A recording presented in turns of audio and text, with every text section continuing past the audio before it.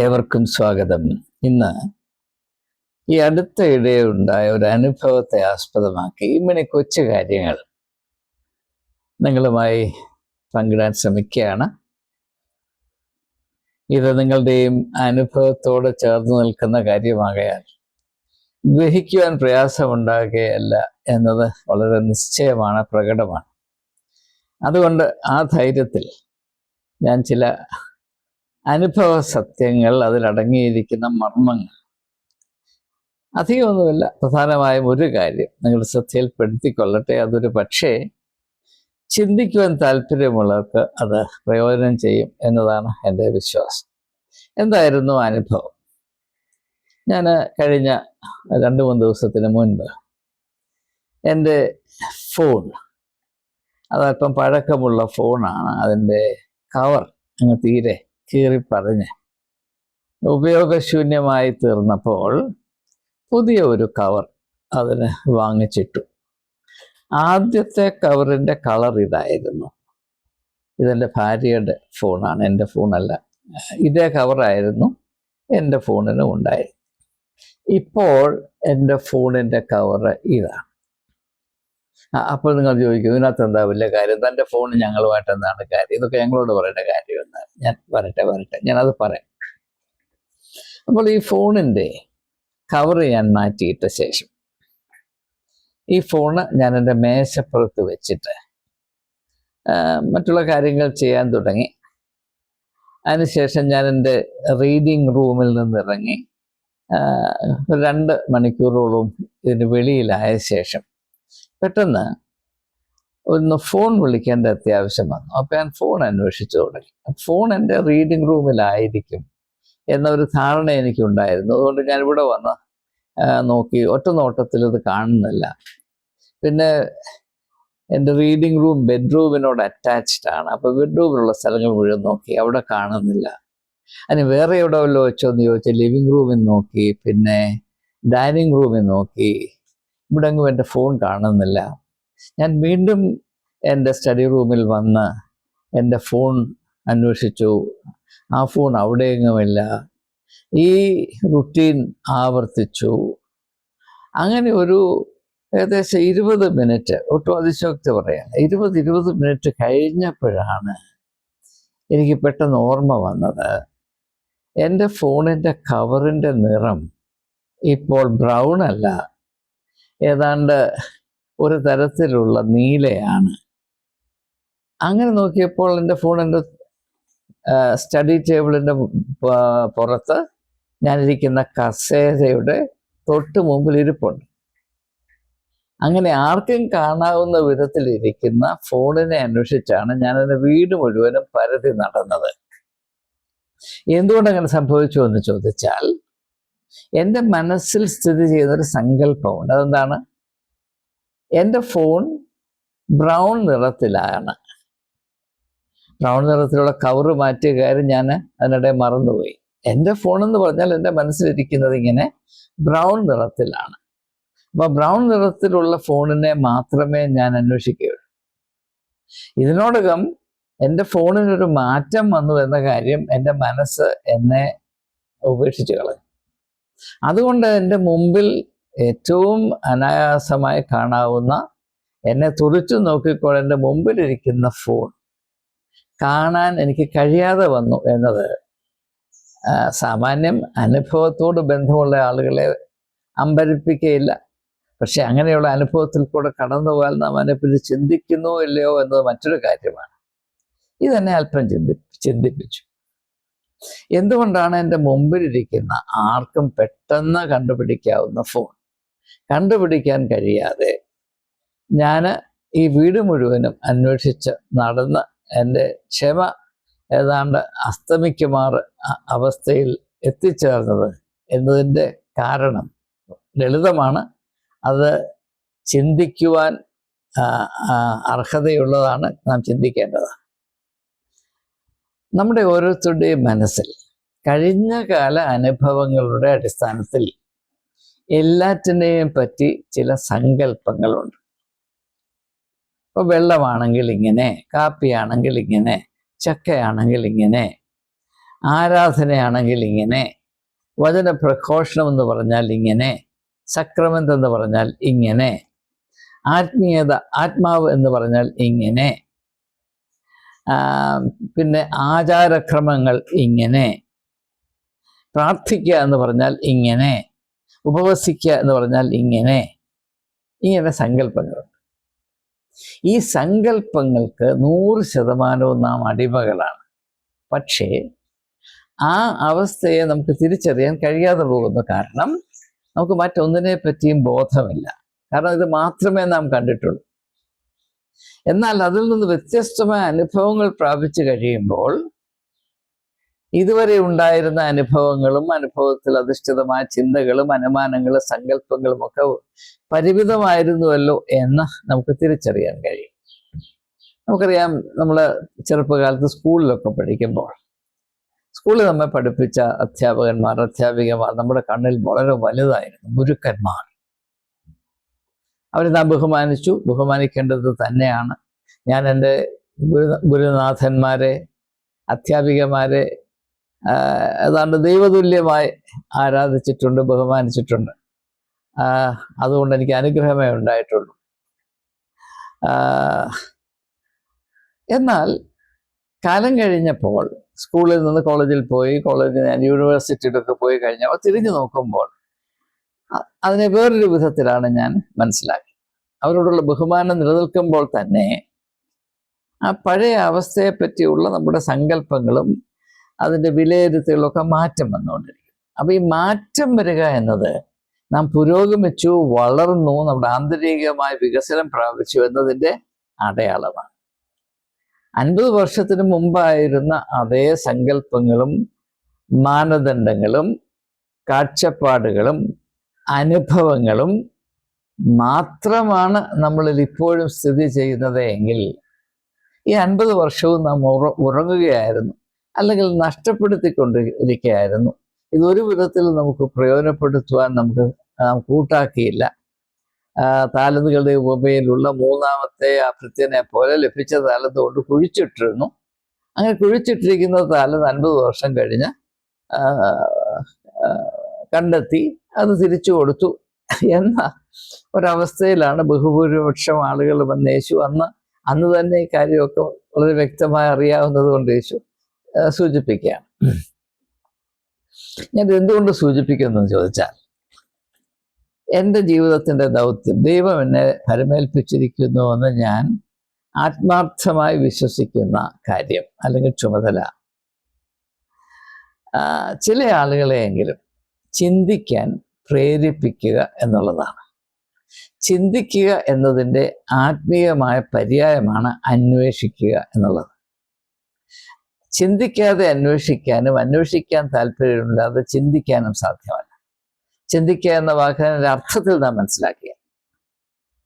അപ്പോൾ അതുകൊണ്ട് പ്രത്യേകിച്ച് ഒരു അധ്യാപകൻ എന്ന നിലയിൽ ഞാൻ എപ്പോഴും ശ്രദ്ധിച്ചിരുന്നത് എൻ്റെ വിദ്യാർത്ഥികളെ പരീക്ഷ എഴുതാൻ പ്രാപ്തരാക്കുക എന്നതല്ല, എന്നത് മാത്രമല്ല, അവർക്ക് ചിന്തിക്കാനുള്ള കഴിവും, ചിന്തിക്കുക എന്നത് മനുഷ്യത്വത്തിൻ്റെ പ്രത്യേകതയുള്ള ഒരനുഭവമാണ് എന്ന തിരിച്ചറിവും എപ്പോഴും പ്രദാനം ചെയ്യുവാനും അത് യാഥാർത്ഥ്യമാകത്തക്കവണ്ണം എൻ്റെ ജീവിതത്തെ കരുപിടിപ്പിക്കാനുമാണ് ഒരു അധ്യാപകൻ എന്ന നിലയിൽ ഞാൻ എപ്പോഴും ശ്രദ്ധിച്ചുകൊണ്ട്.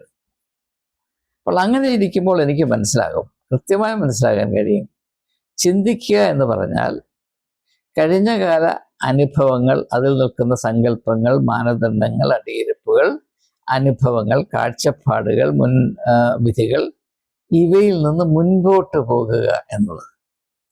അപ്പോൾ യേശു പറഞ്ഞു, നിങ്ങൾ അന്വേഷിപ്പിൻ കണ്ടെത്തുമെന്ന് പറയുമ്പോൾ തീർച്ചയായും യേശു ഉദ്ദേശിച്ചത് നമ്മൾ പഴമകളെ, ആചാരങ്ങളെ, ദശകങ്ങൾക്ക് മുമ്പ്, നൂറ്റാണ്ടുകൾക്ക് മുൻപ് നിർമ്മിച്ചു വെച്ച സംഗതികളെ, ചട്ടക്കൂട്ടുകളെ അതുപോലെ അള്ളിപ്പിടിച്ച് അന്ത്യം വരെ നിൽക്കണമെന്നുള്ളതല്ല. അത് വിശ്വസ്തതയോ വിശ്വാസവുമല്ല, അത് മരിച്ച അവസ്ഥയാണ്. പുതിയ പുതിയ അവസ്ഥകളിലേക്ക്, പുതിയ പുതിയ അറിവിൻ്റെ അവസ്ഥകളിലേക്ക്, പുതിയ പുതിയ കാഴ്ചപ്പാടുകളുടെയും ദർശനത്തിൻ്റെയും അനുഭവത്തിലേക്ക് നമ്മുടെ ആന്തരിക സ്വാതന്ത്ര്യത്തിൻ്റെ പുതിയ തട്ടുകളിലേക്ക് മുന്നേറുവാൻ, ഉയരുവാൻ, ആത്മീകമായ തിരിച്ചറിവിൻ്റെ പുതിയ ഉന്നതമായ മേഖലയിലേക്ക് ഉയരുവാൻ നമുക്ക് കഴിയണം. അതുകൊണ്ടാണ് വചനം പറയുന്നത്, പുതിയത് വരുമ്പോൾ പഴയത് കഴിഞ്ഞു പോകും. അത് ആ ഭാഗം അറിയാൻ വയ്യാത്ത ആരും തന്നെ ഈ കൂട്ടത്തിലില്ല, എന്നെ ശ്രദ്ധിക്കുന്നില്ല എന്നാണ് ഞാൻ കരുതുന്നത്. When the new comes, the old shall give way. അപ്പോൾ തന്നെ ദൈവം തന്നെ എന്താണ് പറയുന്നത്? കണ്ടാൽ ഞാൻ സകലവും പുതുതാക്കും. അങ്ങനെ പുതുതാക്കുന്ന അവസ്ഥയെ ഏതാണ്ട് തിയോററ്റിക്കലായി, താത്വികമായി നാം അംഗീകരിക്കുമെങ്കിലും അനുഭവത്തിലേക്ക് വരുമ്പോൾ അതൊരു വലിയ അപകടമാണ് എന്ന് മാത്രമാണ് നാം ചിന്തിക്കുകയും അപ്രകാരമാണ് അതിനോട് പ്രതികരിക്കുകയും ചെയ്യും. നവീകരണം, എല്ലാറ്റിനെയും പുതുതാക്കുന്ന അവസ്ഥ. കൗണ്ട് ലിയോ ടോൾസ്റ്റോയ് തൻ്റെ ഒരു പുസ്തകത്തിൽ പറയുന്നത് ക്രിസ്ത്യാനികളുടെ ഒരു പ്രത്യേകത, ഒരു വിരോധാഭാസം. അവർ പുതിയതിനെ ആഗ്രഹിക്കുമെങ്കിലും പഴയതിനെ ഒരിക്കലും കൈവിടുകയില്ല എന്നുള്ളതാണ്. അതിന് അദ്ദേഹം ഉദാഹരണമായിട്ട് പറയുന്നത്, ഒരു മനുഷ്യൻ, കുബേരനായ ഒരു മനുഷ്യൻ, അവൻ്റെ മാനർ ഹൗസ്, വലിയ വീട് ഒന്ന് പുതുക്കി പണിയാൻ, അത് ഒത്തിരി പഴക്കമുള്ളതായതുകൊണ്ട് അത് അവിടെ ഇവിടെയൊക്കെ വീഴുന്നു, പൊട്ടി വീഴുന്നു, ബലഹീനമാണ്, ചുവര് വിള്ളലുണ്ട്, കതക് ആടുന്നു, ഇങ്ങനെയുള്ള അവസ്ഥ. അപ്പോൾ അദ്ദേഹം ഒരു ആർക്കിടെക്റ്റിനെ വിളിച്ചിട്ട് പറഞ്ഞു, ഈ വീടൊന്ന് റെനോവേറ്റ് ചെയ്യണം, അത് ഏറ്റവും മനോഹരമായിരിക്കണം. അപ്പം ആർക്കിടെക്റ്റ് അത് ഏറ്റെടുത്തു. അദ്ദേഹം പോയി നന്നേ അധ്വാനിച്ച് ഒരു മാസം കഴിഞ്ഞപ്പോൾ ഇതിൻ്റെ പ്ലാനും കൊണ്ട് തിരിച്ചു വന്നു. അപ്പോൾ ഇതിൻ്റെ ഉടമസ്ഥനായ കൗണ്ടിന് അദ്ദേഹത്തോട് വലിയ ദേഷ്യം തോന്നി. നിങ്ങൾ എൻ്റെ വീടിന് മാറ്റം വരുത്തണമെന്നാണോ പറയുന്നത്? ഇത് മാറ്റം വരുത്താതെ നിങ്ങൾ പുതുക്കണം. ഇതാണ് ക്രിസ്ത്യാനിയുടെ അവസ്ഥയെന്ന് ഞാനല്ല, കൗണ്ട് ലിയോ ടോൾസ്റ്റോയ് പറയുന്നത് ഞാൻ ഈ തരുണത്തിൽ ഓർത്തു പോവുകയാണ്. എന്തുകൊണ്ടോ നമ്മുടെ മധ്യത്തിൽ പഴമയെ അള്ളിപ്പിടിക്കുന്നത് മാത്രമാണ് ആത്മീയതയുള്ള ഉള്ളടക്കം എന്നൊരു ധാരണ. അതിൻ്റെ മറ്റൊരു ഭാഗമാണ് ക്രിസ്ത്യാനി വചനം കേൾക്കാനായി താല്പര്യമുണ്ട് എന്നിരിക്കെ പണ്ട് മുതലേ കേട്ടത് മാത്രം കേട്ട് കേട്ട് കേട്ട് ആവർത്തന സുഖം മാത്രമാണ് ആത്മീയതയുടെ ഒരു ക്ഷേമബത്ത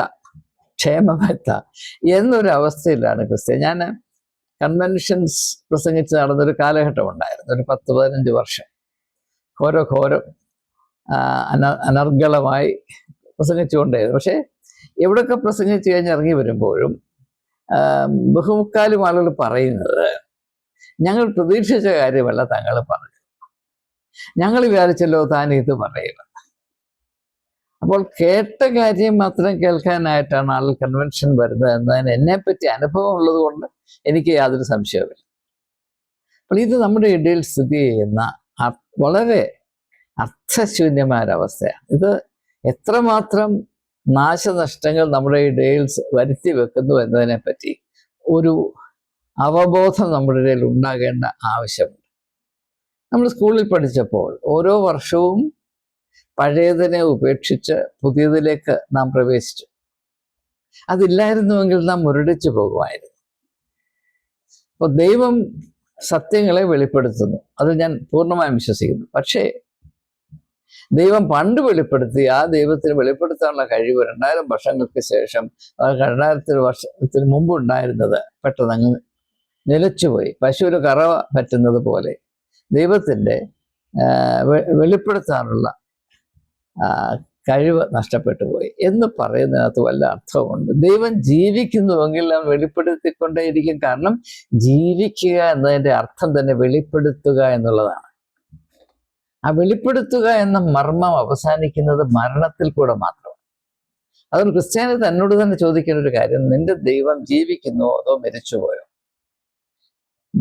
ദൈവം ജീവിക്കുന്നുവെങ്കിൽ, അല്ലെങ്കിൽ ജീവിക്കുന്ന ദൈവത്തിൽ നിന്ന് വിശ്വസിക്കുന്നുവെങ്കിൽ നിശ്ചയമായും പുതിയ പുതിയ വെളിപ്പെടുത്തലുകളെ നീ പ്രതീക്ഷിക്കണമെന്ന് മാത്രമല്ല,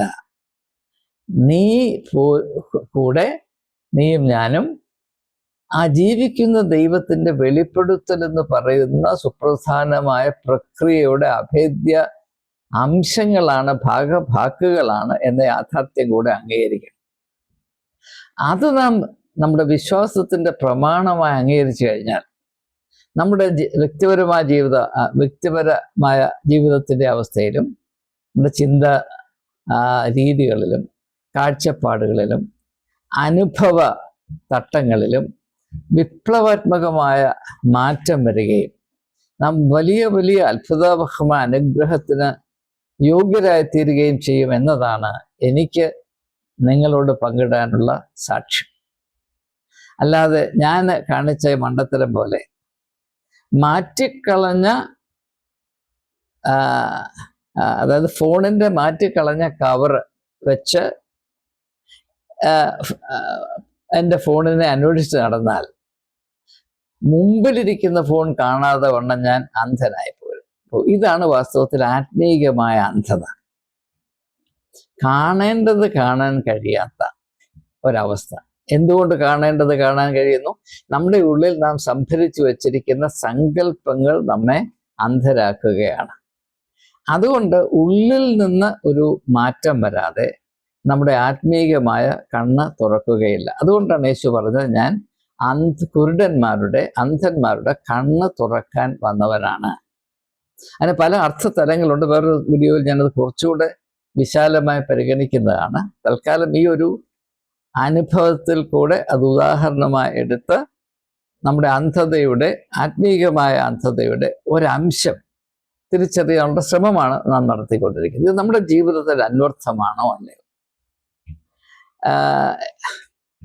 ഒരു അനേക വർഷങ്ങൾക്ക് മുൻപ് ജർമ്മൻ ഫിലോസഫറായിരുന്ന ജോഹാൻ ഗോട്ട്ലേബ് ഫിഷ്ത്, ഞാൻ അദ്ദേഹത്തിൻ്റെ കൃതികളെ പലതവണ റെഫർ ചെയ്തിട്ടുള്ളതാണ് ഇതിനു മുൻപ്.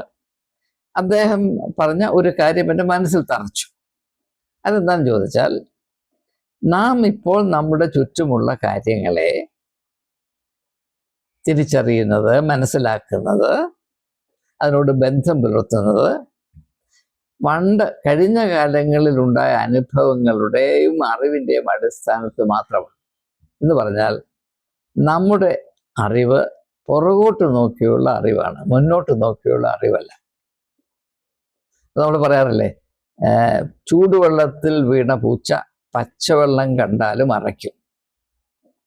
ഈ പൂച്ച ചൂടുവെള്ളത്തിൽ വീണത് നാളെയും മറ്റന്നാളും അല്ല, കഴിഞ്ഞ ദിവസമാണ്, കഴിഞ്ഞ ആഴ്ചയാണ്, കഴിഞ്ഞ മാസമാണ്, കഴിഞ്ഞ വർഷമാണ്.